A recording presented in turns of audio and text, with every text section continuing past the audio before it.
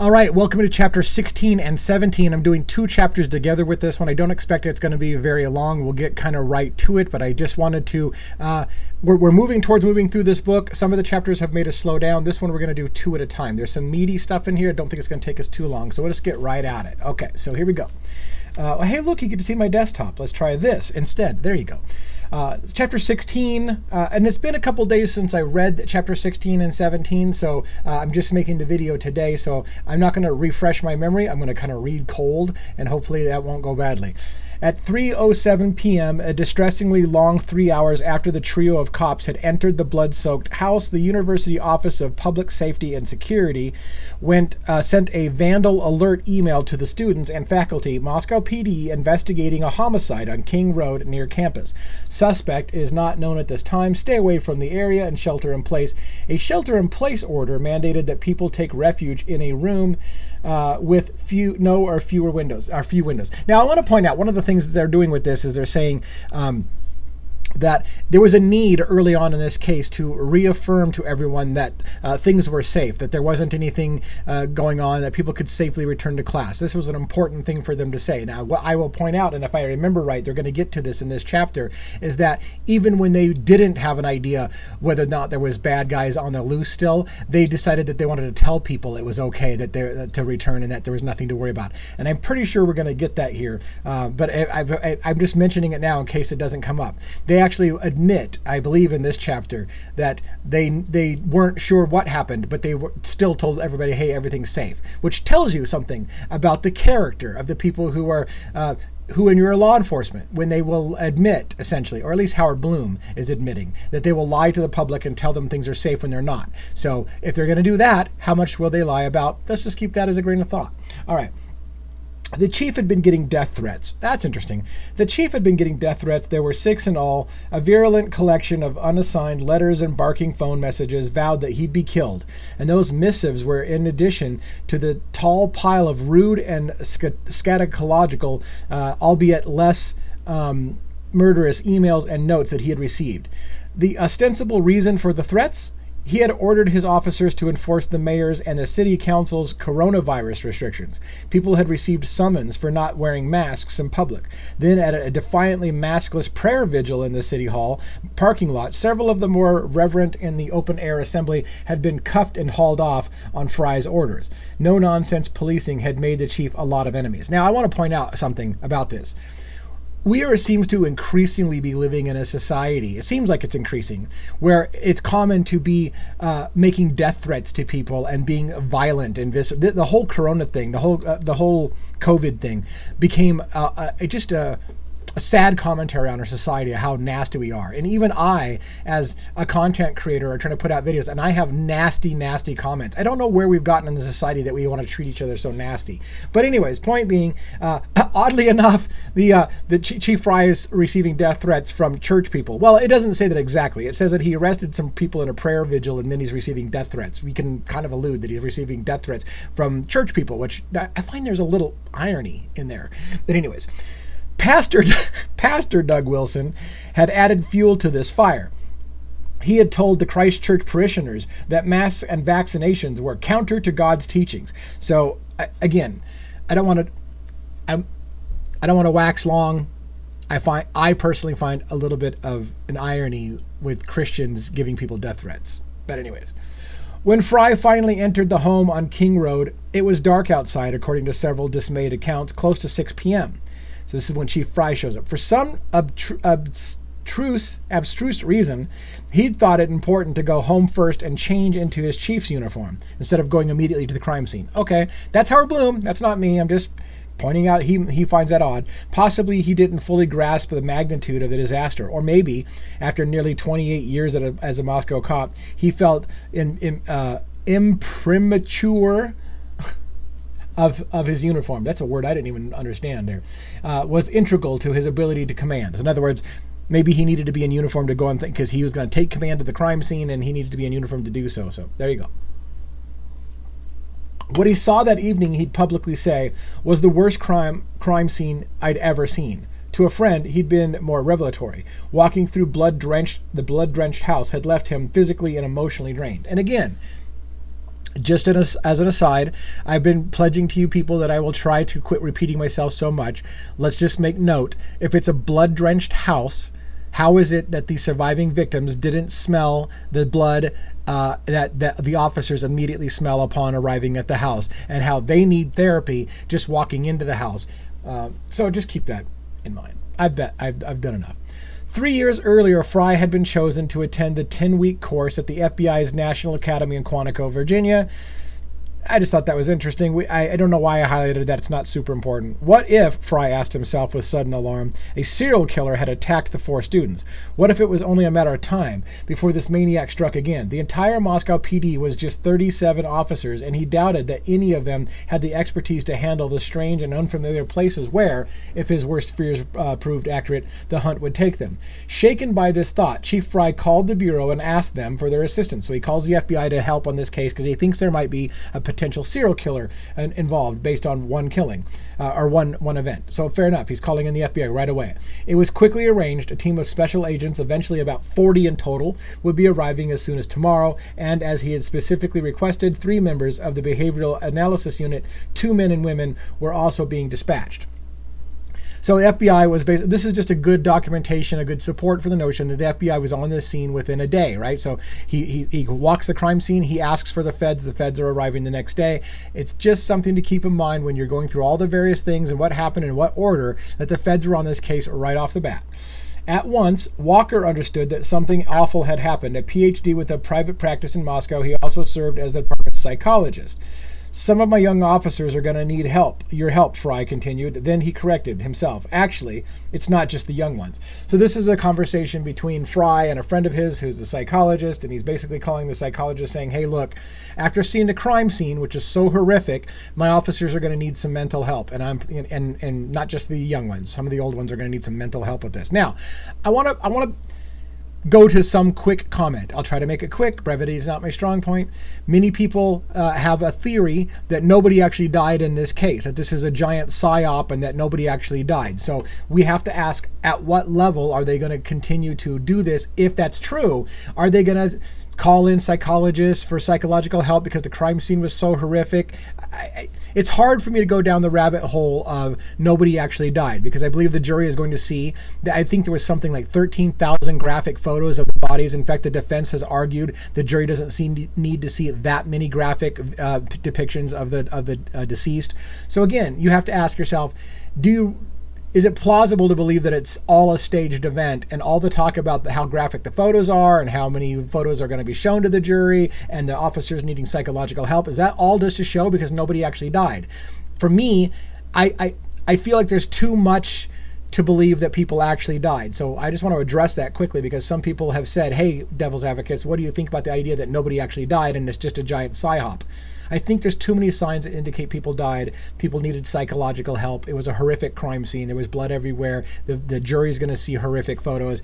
I don't think, personally, it's a psyop. But I do want to add for you that I have no problem entertaining a lot of different ideas and looking into it if you have good information. But if you don't hear me talking about the psyop option, that nothing happened and everybody's in witness protection and nobody died, this is the part of the reason why. It's things like this. I think there's enough evidence stacking up that people were horrified by what they saw, and that's going to come out in a jury as well. Now here's a blue comment, which means that I'm changing thought. So again, I haven't read this for a couple of days, so let's see if we can get parsed in here on what it's talking about. Despite the raw fears that had been shared with the FBI, the police department issued a series of statements deliberately crafted to reassure the public. This is where I was talking to you at the very beginning of the video, where I said, despite the fact that they thought they have no idea what's going on and there could be a killer on the loose, they're going to tell everybody it's fine. On the same seemingly hopeless day when they first toured the crime scene, the official party line announced, the Moscow police does not believe that there is an ongoing community risk based on information gathered during the preliminary investigation. Then 2 days later, the department doubled down on this. We determined early in this investigation that we do not believe that there is an ongoing threat for community members. Evidence indicates that this was a targeted attack. Fry and his department, however, had no idea whether the community was at risk or whether the killer might strike again on campus or elsewhere in town. Why is it that I'm one of the only people who seems to have a problem with that bullshit right there? Please understand. I'm not going to beat the hell out of it. I'm sorry. I am trying to work on the F-bombs. I won't drop them entirely, but I am trying to work. So pay attention. I'm just going to beat it one time. I'm going to beat the horse one time. They're admitting they have no idea what happened, and yet they're telling the public, you're perfectly safe. It was a targeted event. The public has nothing to fear. And then the paragraph gets added. Fry and his department, however, had no idea whether the community was at risk or whether the killer might strike again. But they're going to tell you it's perfectly fine. So how many times do you trust when your law enforcement tells you, hey, there's nothing to worry about, that they're not just lying to you, because what they're really saying is, we don't really know, but we're going to tell everybody, hey, calm down. And this is the same thing, by the way, the same logic that says, calm down, everybody, we caught the killer. That's what they want. We have no idea whether Bryan Kohberger did it or not. But you know what? We got the guy. He's off the street. You are safe. But if they're going to lie to you about, we have no idea who did it, and we have no idea if you're safe, but we're going to tell you you are, do you believe them now that, don't worry, you're safe because we caught the killer? You follow the logic. Perhaps after staring at the red blood that had seeped through the floor of the murder house and had run down the building's gray concrete foundation like crimson lightning bolts, he needed to believe that such a thing would not happen again. Now, some of you have seen that photo. There's a famous photo surrounding the internet that shows a crime scene photo of the house that somebody got a picture from the outside, and it showed literally lines of blood leaking down the wall from the edge of the house down the concrete slab on the foundation. Okay, so one has to again ask yourself, how far are they going to go for a psyop if this is all a psyop? Are they going to go as far as actually faking blood leaking out the outside and then basically call the press over to take a picture of it so that you see blood is actually pouring out of the house? So that's point one. That's point one to the why I don't think it's a psyop, why I think people really died, because of photos like that. But also, if that's the case and that was real blood, again, how do we believe that the students that survived the killings and the friends that came over, all of these people hadn't already figured out it's a murder scene and were simply calling in a 911 call about an unresponsive female who's passed out and not waking up? Chapter 17. So we're going to rush. We're not probably doing bad on time. Every morning, promptly at 7 a.m., the newly assembled task force met for a daily briefing in the conference room in police headquarters. Even the FBI agents who had set up their own base in the blue trailer parked in the headquarters parking lot came. Standing in the front room, leading the briefings each morning, taking charge, was young Moscow Corporal Brett Payne. So, I have said, and it's based on this book, and it's based on things I've seen everywhere else online. Brett Payne was apparently a quote-unquote rookie cop of 2 years, and he was appointed to lead the investigation. I found that odd. I did a video, the infamous video, that blew up the Devil's Advocates channel and pushed us into 1,600 followers from like 900 followers. So it was a massive video. It's got over 15,000 views, and it's going strong. But I'm getting my ass kicked on that video because I was pointing out, I was trying to be careful about what I was going to say about Brett Payne and Brent Kopacka, and I was talking about the 2 years experience. People didn't beat my ass for saying that. They beat my ass for repeating myself too many times, saying, listen to what I'm saying. I'm just asking questions. I said that way too many times. I won't do it to you here. I've learned my lesson. Hundreds of people beat me up for how many times I said certain things. So we're not going to do that again. But I just wanted to point out that some people have challenged me saying, boy, you take Howard Blum as an authority. You take the Daily Mail as authority. Multiple sources said that he was a rookie cop. And I pointed out where the sources came from. If you don't believe that he's a rookie cop and he's been around for 27 years or something like that, and that Howard Blum lied in this book, that's one thing. If you think Daily Mail is not a reputable source and they said he was a rookie cop and you don't believe it, that's fine. That's another thing. But I'm just pointing out this is what he says. Now let's continue on. It was now 12 years later, and Payne was once again the relentless hunter. Now this is talking about how Payne was in the military, and he was and now he's talking about Payne as once again the relentless hunter. They had a story about Payne hunting a wolf earlier. That wasn't from the military. We are going to talk about his military experience. I got ahead of myself because again, I haven't read this for a while. This is actually, he was talking about hunting a wolf prior, and now once again Payne is the relentless hunter. It's referring to his story when he was hunting a wolf. Only now he was on the trail of a different sort of predator, a mass murderer. Payne had come to Moscow PD just 2 years earlier. This is where Howard Blum tells me he'd just come to Moscow PD 2 years earlier after serving in the no-nonsense 82nd Airborne in Afghanistan. So, some people have told me, no, Devil's Advocates, you are wrong. Brett Payne had been a police officer for 4 years. Well, according to this book, He had just come to Moscow PD 2 years ago, coming from 82nd Airborne in Afghanistan. And he was an officer for 2 years. Other sources had said 2 years. I'm beating a dead horse. I said I was going to stop doing that. I'm not great at it. Let's move on. All right. But this is the key that got me. This is what caused me to write a whole bit, or do a whole video, the one that blew up and has 15,000 at the time of this writing, or this video, about the fact that Officer Brett Payne, in charge of the investigation, a rookie cop in charge of the investigation, happened to serve in the 82nd Airborne in Afghanistan. So did Brent Kopacka. So I made a video showing how these two were not only in the same huge 82nd Airborne, I've been told it's an enormous battalion, but not only there, but they had been in the same combat unit. Okay, not necessarily at the same time. Okay, and enough of that. I don't want to beat a dead horse, so let's move on. He had been in some very difficult situations. Touch and go was all he'd say if anyone asked, refusing to give details. So Brett Payne saw some shit. That's the universal translator. Brett Payne saw some shit in Afghanistan, and it was touch and go, and that's all he would say. Then he'd done a stint statewide in the MPs. Okay, so MPs, military police, and that too required that a soldier knew how to handle himself. Chief Fry had taken an instant liking to his confident, squared away military demeanor and promoted him quickly to corporal over others after 2 years, over more experienced officers. When the state police had asked who'd be leading that morning's briefing, Fry, without thinking too much about it, chose Payne. Now, I just simply point out that it's interesting that a rookie cop of 2 years gets appointed he gets promoted over top of other officers with more experience and in charge of arguably the biggest crime scene that Idaho has ever seen. So in those first tentative days, it was the task force operating conviction that there had to be a logic to the crime, and through meticulous probing it would be revealed. Once they understood why the murders had happened, then the path to identifying the killer would be made clear. And so the base from which they launched their attack was two-pronged. They divided their inquiries into empirical and theoretical. Now I want to point this out for a second because I take a beating sometimes when I talk about the motive in the case. And I have had people tell me, devil's advocates, the prosecution doesn't have to prove motive at all. It doesn't matter what the motive is. Did he or didn't he do the murder? And I agree, the prosecution does not have to prove motive. And yet you are told, the police right away said, we need to understand why the murders happened. Because if we understand why the murders happened, we can better identify who did the murders. So apparently I'm not the only person who thinks motive is important. And in fact, the juries think that motive is important. So while it is true in the court of law that the prosecution does not have to prove motive, although they will, they won't prove motive. What will happen is the prosecution will tell you what the motive is. Right now, it appears the prosecution is going to tell you the motive is that Bryan Kohberger was an incel. He wanted to have beautiful women and he couldn't, and therefore he was angry at women,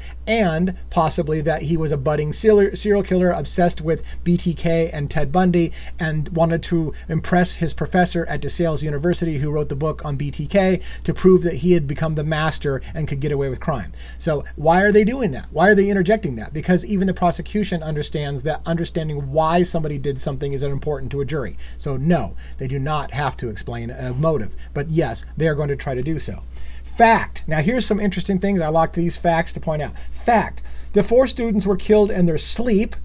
That right there is not a fact. That is not a fact. We know that several of the victims were fighting back. They have defensive wounds. It means they are awake. So they were not asleep. This is not a fact, even though Howard Blum's going to tell you, fact, the 4 students were killed in their sleep. Not true. Between 3 a.m. and 5 a.m. Technically maybe true. The prosecution actually has the time at 4:07 to 4:20 is when the murders happened, not this huge window of 3 to 5 a.m. In the weeks ahead, he did say, they would develop a more precise timeline. The murders, the authorities deducted, occurred between 4 and 4:20. That's closer, but really officially the timeline now is 4:07, when the vehicle they say is Bryan Kohberger's is last seen in movement on a camera nearby, and then at 4:20 when it's seen speeding away. So even in this book, the timeline is even narrower than he's got it. So he starts with 3 to 5. And yes, by the way, I want to point out, there are many places that say that originally there's evidence that shows those murders started much earlier, that the murders started somewhere around 2:50 or 3 o'clock in the morning and continued on to 4 something or maybe even past 4 o'clock in the morning. Why is this important? Because again, the prosecution is resting their entire case on one guy did it, and they've got one guy that they say they see his car coming coming to the scene at 4:07 a.m. and leaving at 4:20. This is why they have to narrow the timeline down to 4:07 to 4:20 when the murders are done.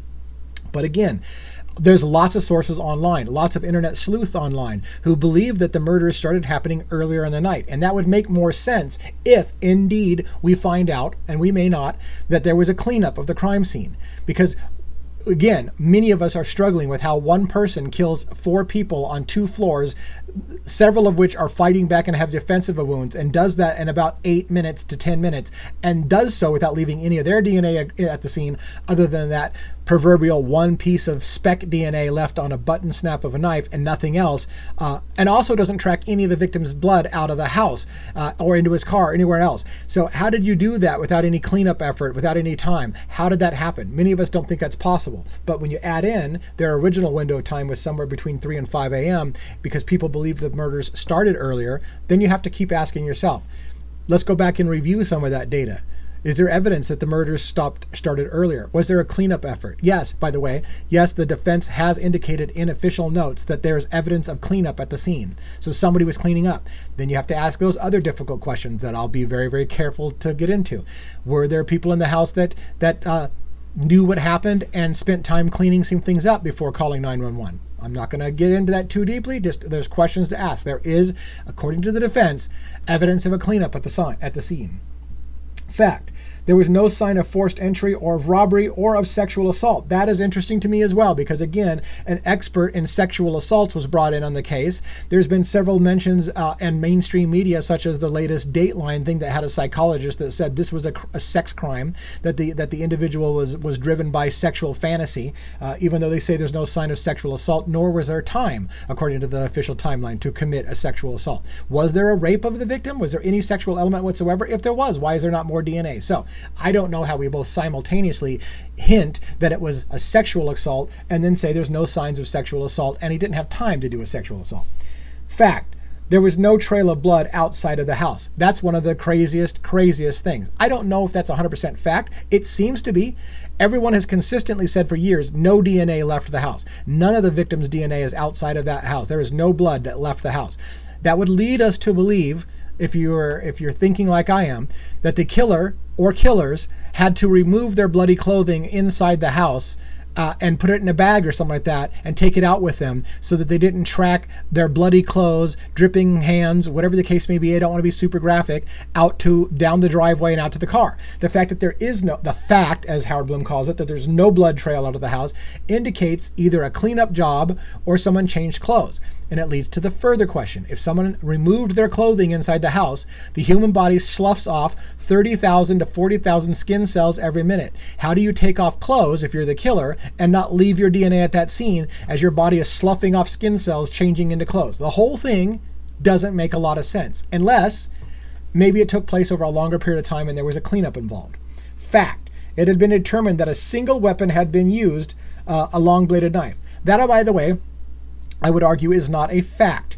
In fact, the prosecution or the defense lately has said, not only do we believe that we have an alternative suspect, we believe there may be more than one, and that more than one weapon was used in the commission of the crime. In addition, overlooked in the court documents is an expert who came in forensics and testified in this case that his expert opinion is that this crime was committed by more than one individual with more than one weapon. So there's multiple instances of people in the case who have already reported we believe it was multiple people and it was multiple weapons. But Howard Blum tells us, fact, it's one long-bladed knife that did all the killings.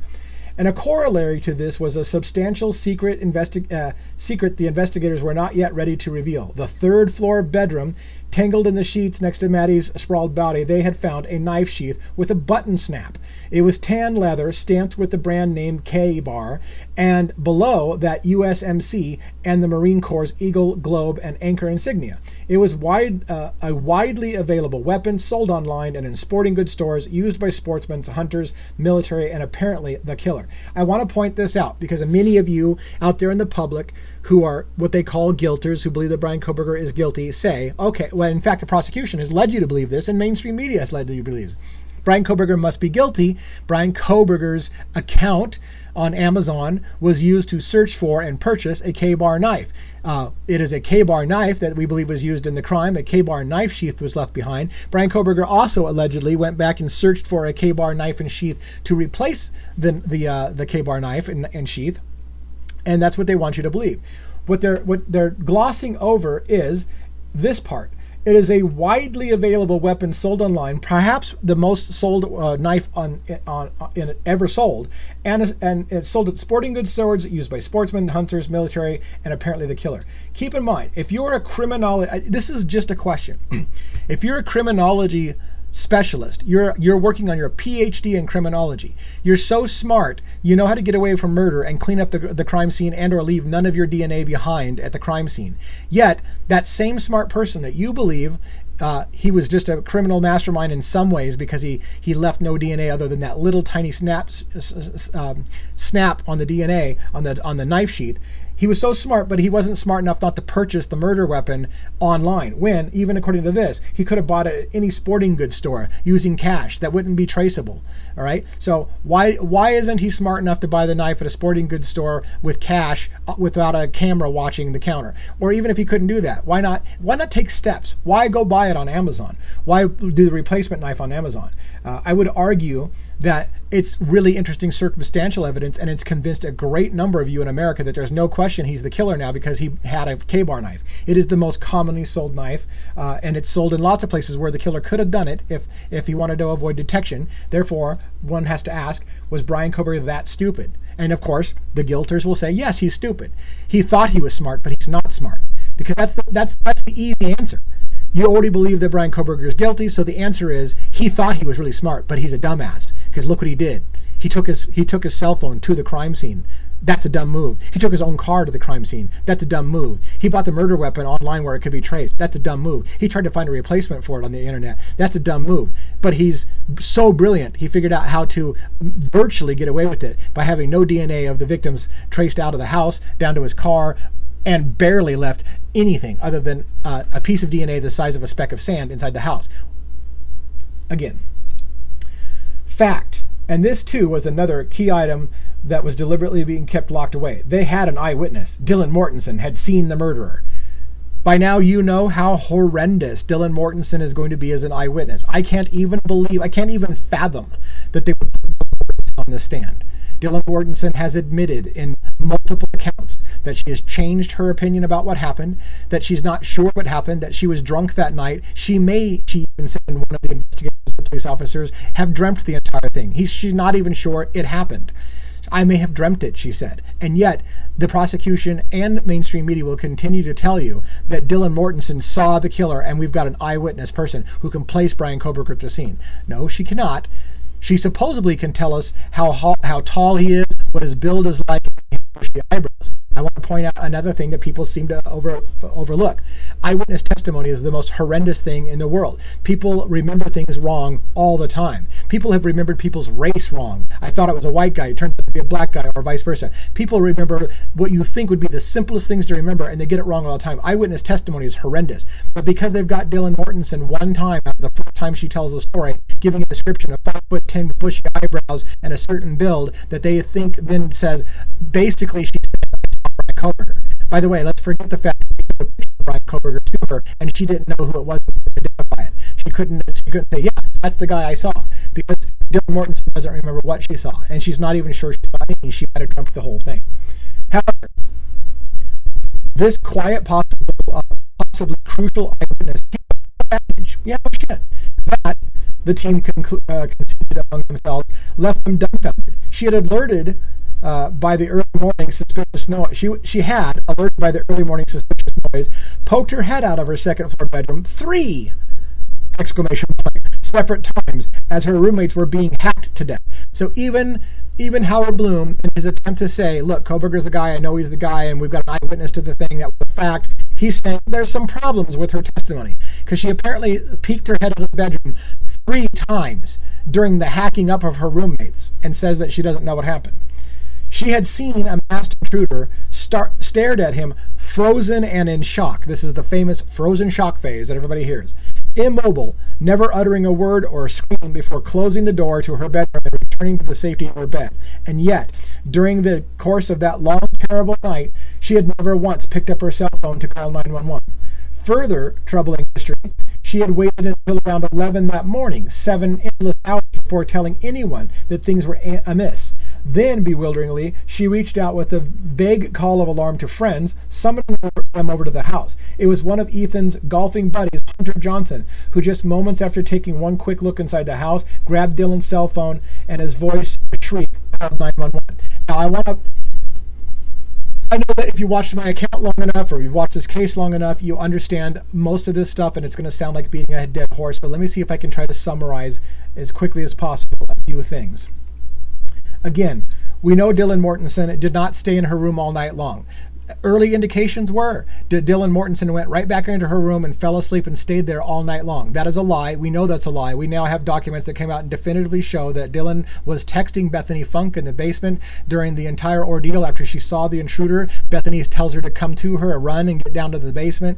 Then they continued to be on their phones, texting and calling and making all kinds of interactions, taking pictures and everything for hours during that morning. So the original story is complete utter lies. We know it. It's not even a question anymore. It's been conceded even by the prosecution. Yeah, Dylan Mortensen lied. She didn't go fall asleep. The story that you've heard this whole time is not true. She didn't fall asleep. They were awake. They were in the basement at some time, perhaps. They were texting. They were calling. They were doing all kinds of stuff. So that story is horseshit. Also keep in mind that it only took a moment, according to this, for Hunter to moments after walking in to realize what had happened and called 911. So he knows immediately from the smell of blood and everything in the house that something's going on. Now, maybe, maybe not. There's an audio that Hunter apparently is still asking Xana to wake up, and then maybe takes a moment to realize what's going on.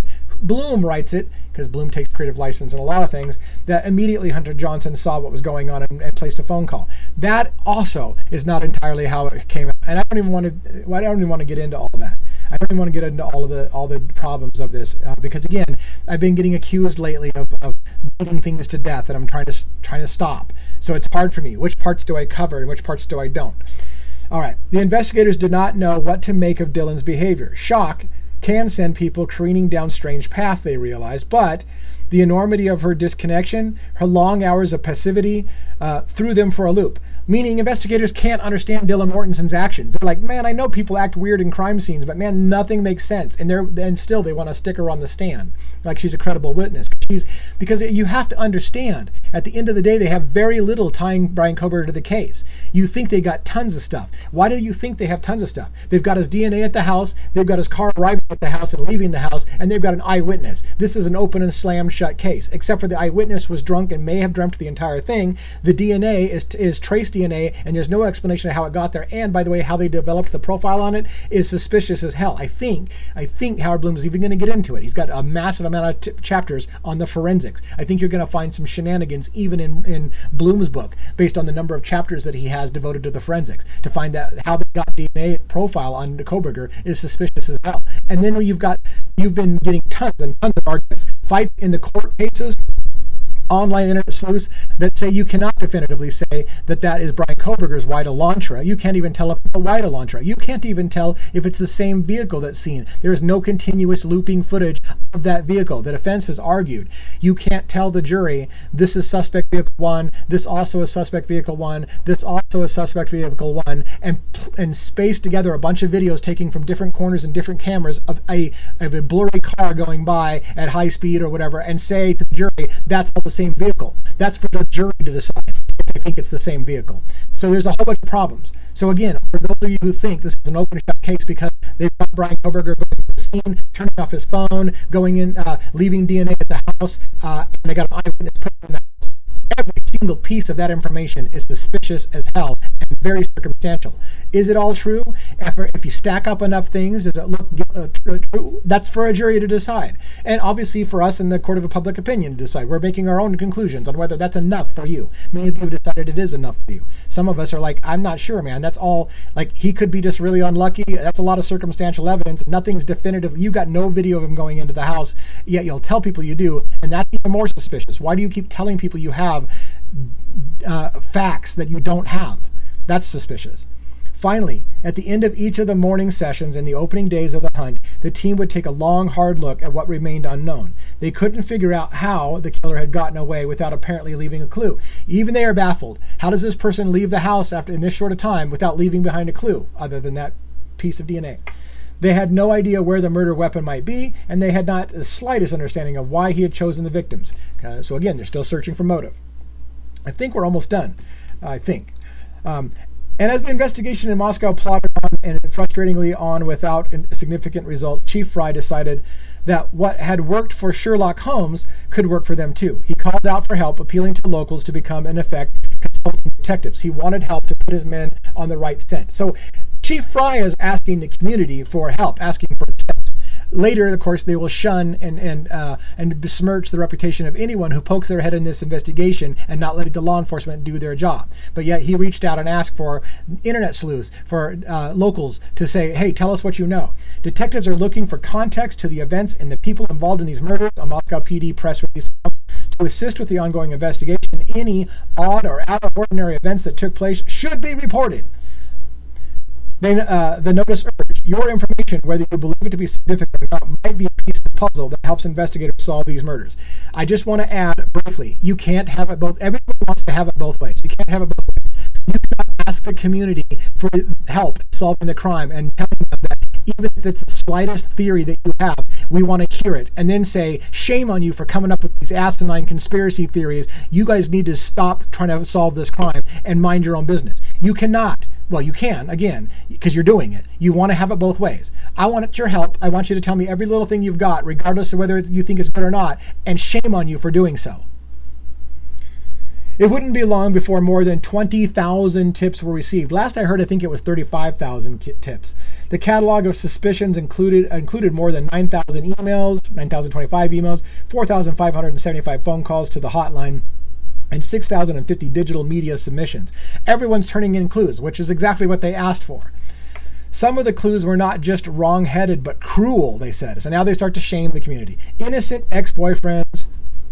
That's horrendous. This is where Howard Blum is trying to throw the scent off of the lead suspects in the case. Now he's shaming you because people are pointing out innocent ex-boyfriends. So there you go. Howard Blum, Jack DeCoeur, ex-boyfriend with a motive. Kaylee humiliates him at the corner bar. You've seen this in a previous video, a previous chapter we've done. Humiliates him at the corner club bar. That guy is innocent, so we're done with that sentence. The hoodie-wearing bystander at the late-night food truck.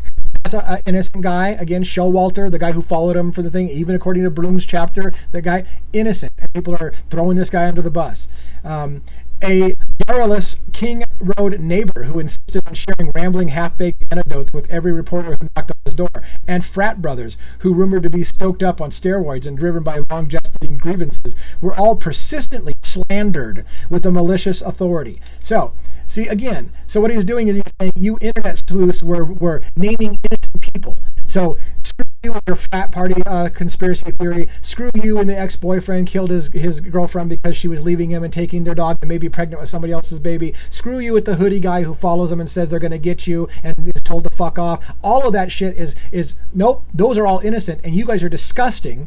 You should be shamed for bringing it up. It got so crazy, Bloom continues, that a history professor at the university decided that she had to sue to put an end to one internet sleuth's bizarre speculation. It had come to her in a psychic vision that a failed romance with one of her female victims had driven the teacher to kill. So a teacher had to. So again, what they do is they lump in and completely dismiss some of the really good alternate suspects. Jack DeCoeur is a really good alternate suspect. Jack Showalter is a really good alternate suspect. The frat house grievances, the fights that are going on in the frat house community are really good alternate suspects. But in one fell paragraph, Bloom tells us, shame on you. Those are all innocent people, and then he'll lump it with this coup de grace. Oh, somebody even when it said the professor had some kind of affair with one of the female victims and decided to kill, and she had to sue. So take one of the most extreme cases and then dismiss all the really good cases in one lump sum. That's how you do it. This is how you do it when you want to control the narrative. You take the most extreme, crazy sounding idea and you lump it in with the really good ideas and then throw the baby out with the bathwater. That's how you do it. I should name this episode, Throwing the Baby Out with the Bathwater. That's a pretty good idea. All right, there's chapter 16 and 17. Hope you're enjoying the series, and let's continue on.